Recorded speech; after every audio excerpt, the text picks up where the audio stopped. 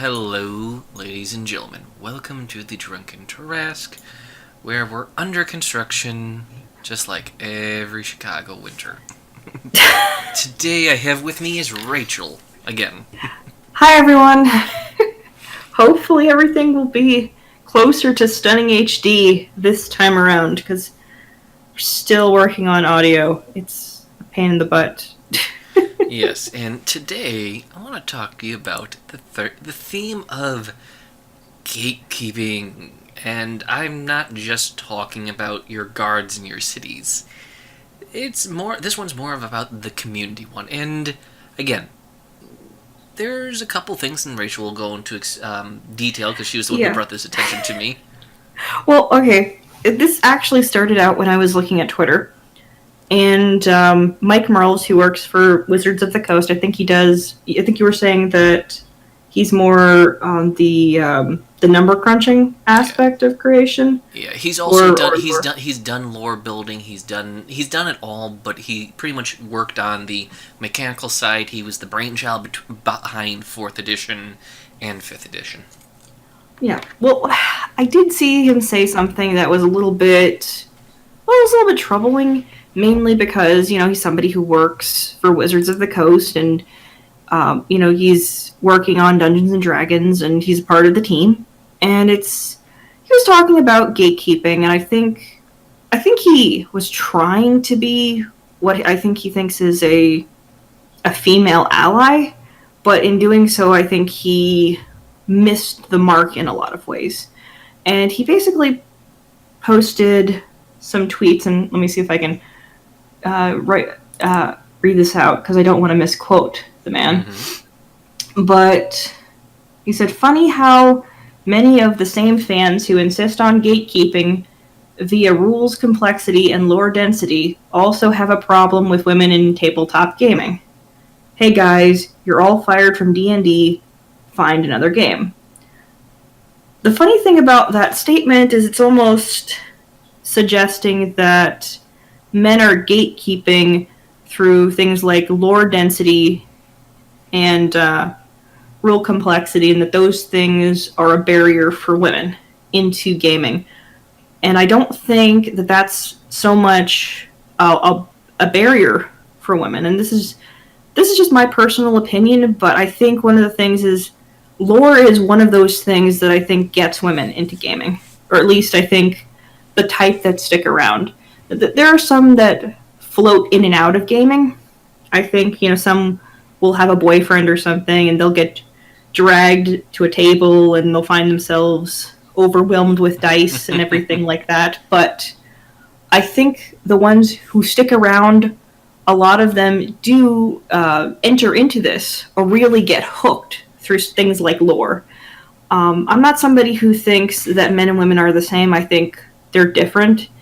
Not necessarily. It's not necessarily a bad thing. We may have the same interests, but we may come at them from different perspectives. Yeah, I think there are different aspects of D&D that women typically like. I mean, don't get me wrong. There's probably a lot of women who like, the number crunchy aspect of it. In fact, I've met some women who are purists and they will only play something like. Original D&D or 3.5 or nothing. And those people are hardcore. Like, they really love the number crunch and they love the lore. And I'm one of those people who love the lore. Yes. And I'm just going to have to add to hear someone like Mike Mearls say that these things are barriers to women in gaming is kind of a little bit insulting, because it's suggesting that is the barrier for women into gaming. And I don't think that the other things that he said, which was, let's see here. He said, "So if you're a rule or lores expert and do not want to be a gatekeeper, what do you do? My experience is that it helps to take a mentoring mindset rather than coaching. Here is a starting point. The key to mentoring is allowing the newcomer to remain the focus. Ask lots of questions, focus on what the newbie wants. A coaching mindset is more goal or standards orientated. Mentoring is about the journey, while coaching is about achieving a specific outcome. Now, I take... Well, I actually like to add something it's really kind Okay. of when it comes down to D&D and stuff like this. Rachel, I kind of got her addicted to Legend of the Five Rings and Warhammer and Dark Heresy just by that little slipping of the lore. And this is Warhammer has a labyrinthine level of lore only outdone by, I think, BattleTech. So I'm sorry, like, lore is the best gateway drug. Gateway drug. Yeah, it's your gateway into D&D. Girls who love storytelling, who love all the details and world building and relationships and stuff that happen within storytelling often get hooked through lore. And so when he was talking about the gatekeeping aspect, I don't think that those things are so much gatekeeping as wanting to... I think they're worried about... There's a current fad right now where, being a nerd or a geek is considered to be... I almost want to say it's a little bit fetishized. It's right now, it's sort of in vogue. And I think there's a concern with some people that when that thing leaves... are these people that a lot of folks are trying to court into D&D and into the hobby? Are they going to stay? I think that there are some folks who are definitely trying to keep them. I think Mike Mearls is trying to keep these new folks in his own way by talking about mentoring versus coaching. But I think that both of them are kind of wrong in a way, because I think the biggest barrier to women in D&D is not a lack of help, it's an abundance of help. Because when you're a girl and you get into this, the misconception is that there's no help for the woman into it. Often the case is that there are a bunch of you go into an all-guy group and you're a girl, or it's maybe they've got one other girl. The problem that arises is not so much a lack of help, but an abundance. So you've got all of these guys who want to help you and all want to give you their input on how to approach all of this stuff. And so you're trying to navigate the bum rush, like the wave of information crashing over you. And they try and help you so much that what happens is you find yourself unable to do things without them, because they don't want to let you fail. And they don't want to let you just make the mistakes that are going to help you in the long run so you can learn from those mistakes. Instead of doing that, they kind of just want to protect you. And so they kind of need to actually back off a little bit and let you make the mistakes and let you find the lore and let you find what you like about all of this stuff. I think that's the bigger problem. It's not a mentoring versus coaching issue. It's a... being a good friend. I think that's the thing. It's a let the person fall on their ass a little bit issue. Like let them find if they really like this stuff, and when you don't have anything to lose, like if you think that you're going to float through the game and not die, because there's going to be a bunch of guys that are going to watch out for you and protect you and keep you from dying in the game. Like, there's nothing on the line there. There's nothing fun about that. It's like, oh, I'm just here because my boyfriend's here. Oh, I'm just here because my friends are here. Like, you don't get engaged. You have to have something to lose. You have to have something that's on the line for you to get invested in the character you've built, in the world that you're in. And so I entirely disagree with the idea that those things are inherently keeping women out of gaming and that men are gatekeeping in that way. I think they just really love this stuff. Well, that's the thing, is like the lore is thick. I think that's kind of what I did to you with Legend of the Five Rings. I said, I think you want to take a look at the Scorpion clan. And I says, you might want to look at so-and-so. I don't even remember who I said it was. It was one of the clan leaders, and you went, okay. And I let you take those steps. And the thing is, that's a bit of a coaching and mentoring in something else. Because, again, most of this is sharing our love for the community. I don't think you even did that. You just kind of said, like, you might want to look at this. And then it was left up to me to make the decision of whether or not I wanted to pursue that or look into it. And I got hooked. Like, looking into the stuff, I was like, this is really good. This is really interested. I got totally addicted. My first experience with being introduced to Warhammer 40K was that I was thinking, this sounds really weird. This sounds really, really weird. You said retarded, too. I'm like, this sounds really over the top, and I don't know if I can find myself rooted in any of this or find something about this I like. And it was not until I went into the deeper lore of the story and the background and everything that I was able to gain a footing in the fandom and come to like it a little bit, to find what I liked about it. So, well, that's the thing, is experience. You got to experience how you needed to experience it to love it. And the mentorship, I think it's an invisible barrier.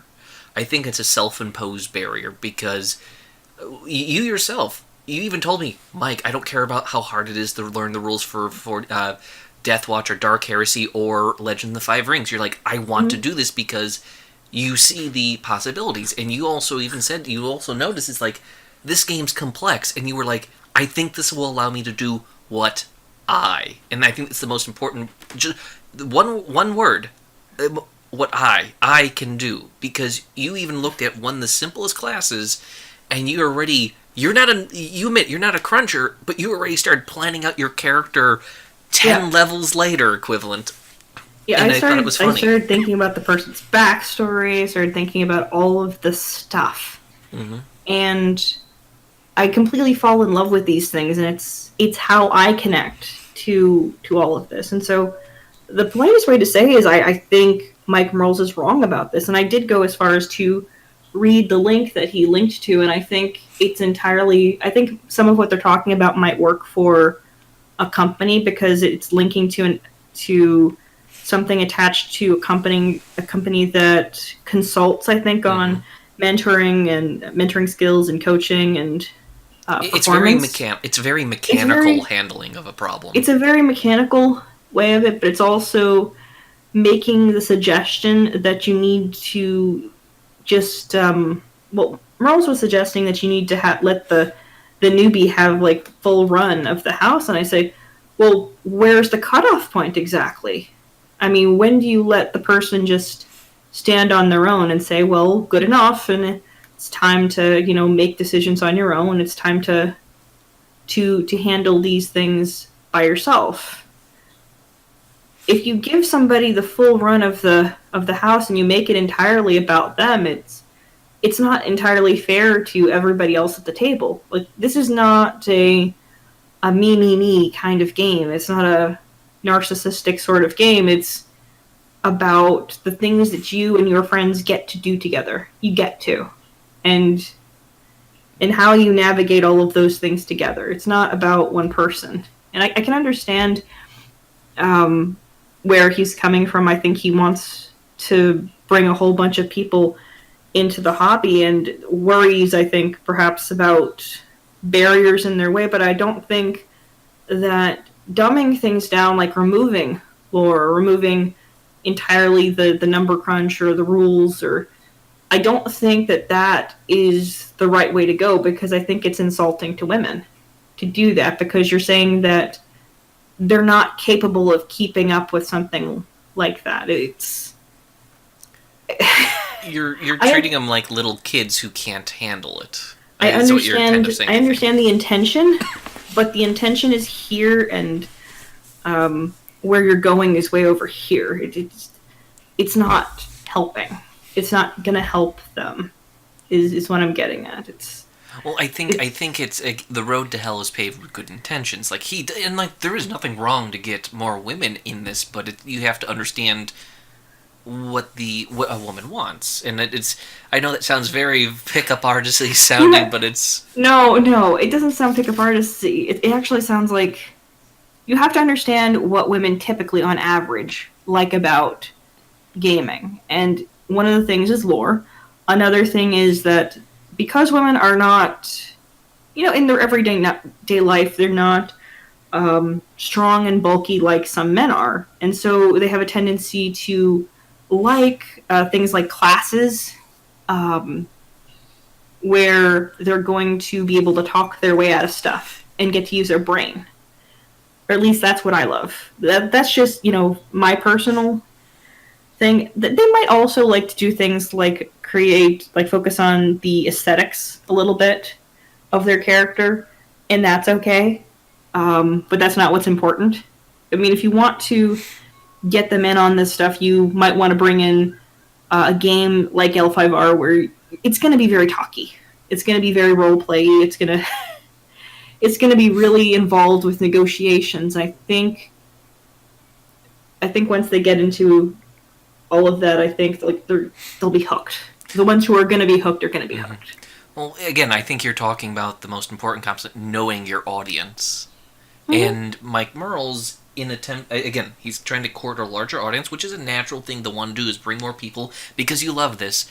But it's when you do that, you do have a responsibility and a duty to make sure you don't screw up on what's come before you, because here's the thing, L5R would not be L5R if it didn't have all that lore, history, and mythology that came with it.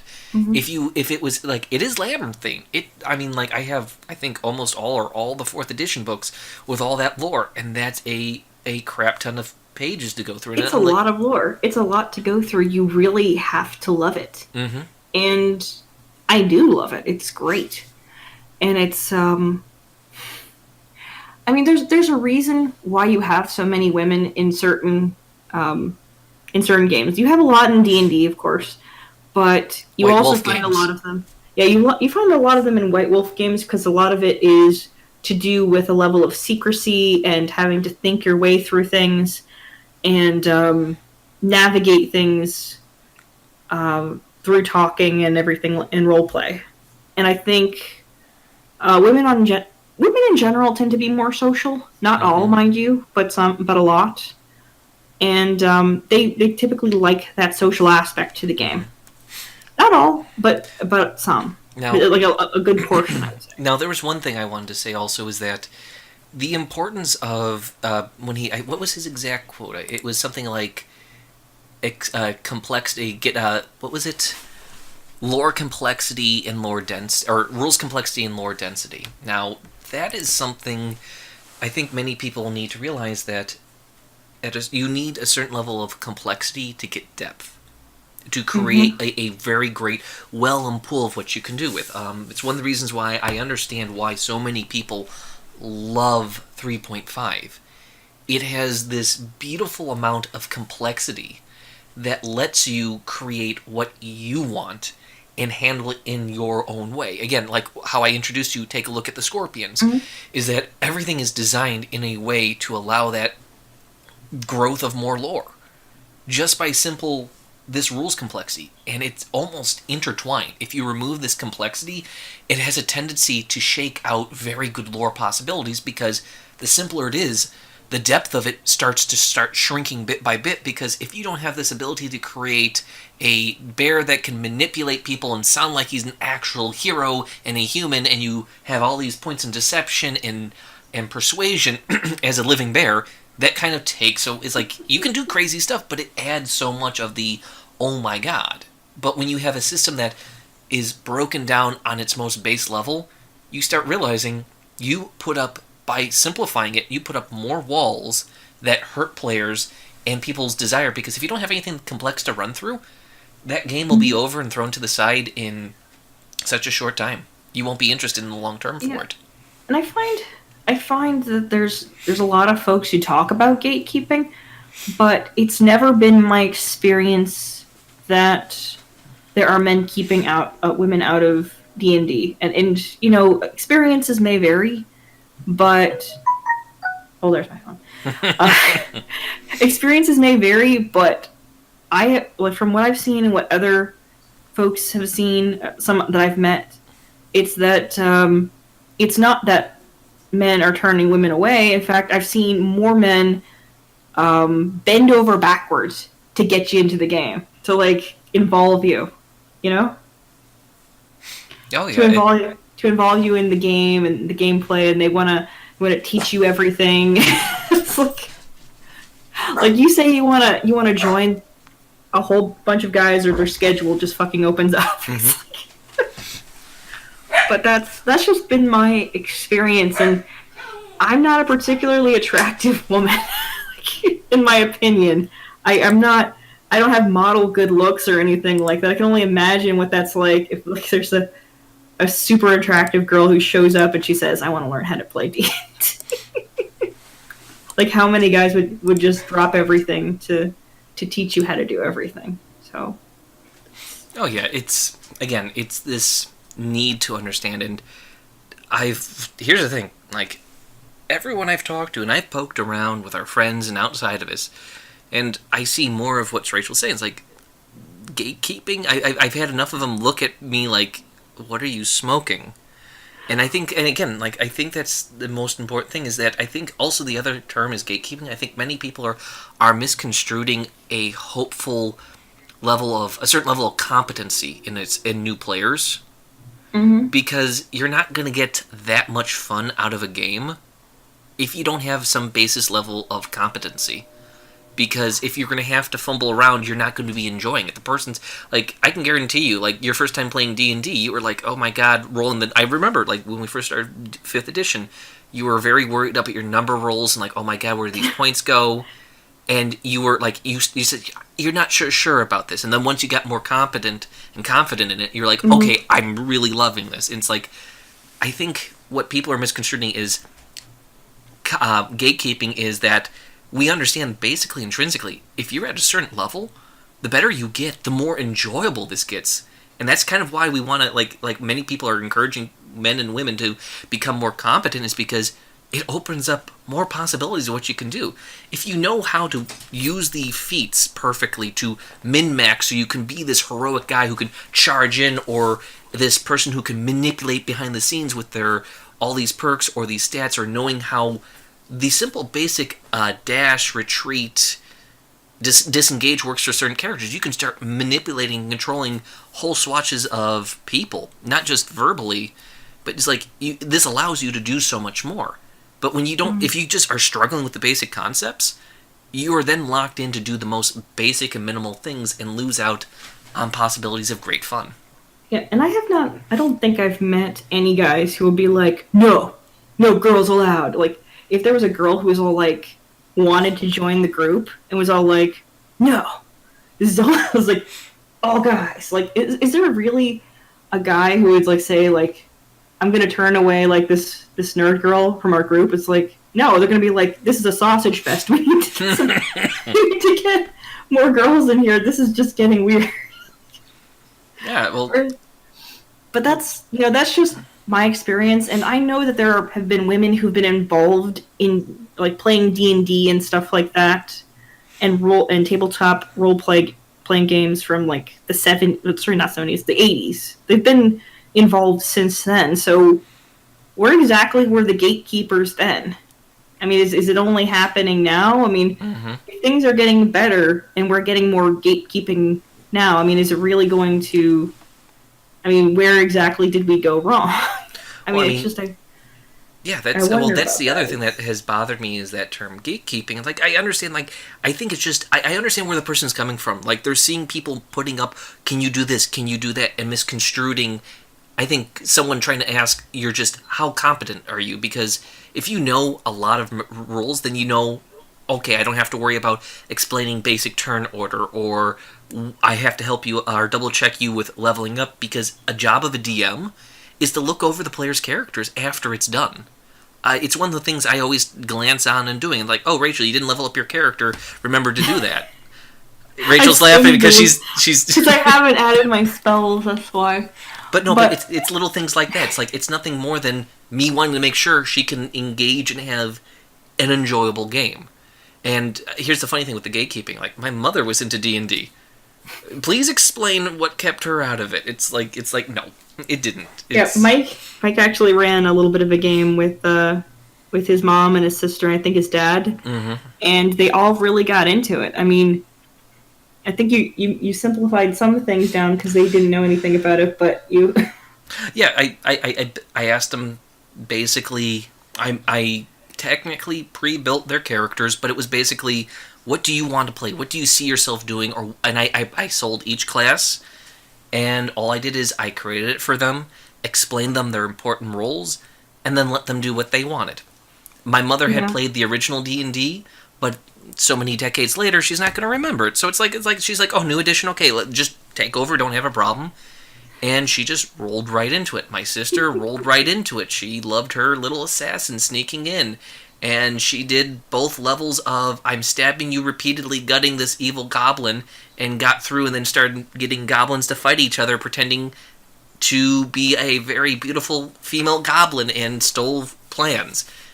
She's and you've even seen her ride rodeos. I've actually seen her get, starting to get a lot better, because I think as time goes on, you're giving her more space to make decisions and things like that and be on her own, and she's becoming a more competent player as we go. And it's actually getting, I really enjoy playing with her. I didn't know about it at the beginning because I was like, oh no. It's his little sister. DM sister, what are we going to do? And no, but it actually has turned out to be really good. And she's a great player. She's really funny. She uses her mind to solve problems in ways you would never think. And the humor and the level of... She's very quirky. She's very quirky, and I like that. But yeah, that's essentially, I think this is the way to wrap it up, is that this level of complexity and lore density, I think, is necessary for... I would like to give a little bit of advice to women getting into the hobby. And if you heard that little boom, that's my cat jumping on the table because he likes to hang out over here. But my bit of advice would be, if you're scared, don't worry about it. That's entirely normal. I always get scared when I'm trying out a new class or race I've never used before. Even now, all these years later and everything, I'm still nervous. I still get nervous. I still wonder whether or not I'm doing a good enough job. So don't worry about all of that. Know that all of that is just normal. And don't be afraid to be on your own and assert yourself as a player. Or don't be afraid to do the weird thing. Because sometimes doing the weird thing works out just fine. Don't be afraid. Like letting a player fondle a corpse and have it shake alive. That is not one of those things. I did not fondle the corpse. That was the elf. The elf fondled the corpse. Okay? But don't be afraid to do the weird thing, because that's just, it helps. It gets the brain working. Don't be afraid to try a class that's more charisma-based or talky, like a bard or a sorcerer or magic user. Anything that can help you use your brain is a good starting point. And I think you'll find your place there. Well, also, don't have a problem moving outside your comfort zone. It can help. Exactly. Don't be afraid to test your limits, because that will help you in the long run. That helps to build competency and confidence in yourself as a player. Don't be afraid. That's my advice. Also, before you go, I want to say that we're currently working and building things in the back end, improving things, working on our sound and graphics, and so we hope you notice that in the future. And if you're interested in us, follow us on Twitter at a drunk Tarrasque on Twitter. Don't worry, ladies and gentlemen. Hopefully you'll enjoy us. We'll probably find a way to post ourselves in more than just Twitter. Enjoy the time. Please tell us what you think. Enjoy the hobby. Enjoy the hobby, and don't mind, and take the challenge of lore complexity and lore density and numbers crunching as a fun thing to engage in. Just have fun. If you're not having fun, you're with the wrong group or you're doing it wrong. Like, you're gonna get people mad that saying you're playing a game wrong. Okay, I'll end on that. Good luck and good night, everyone.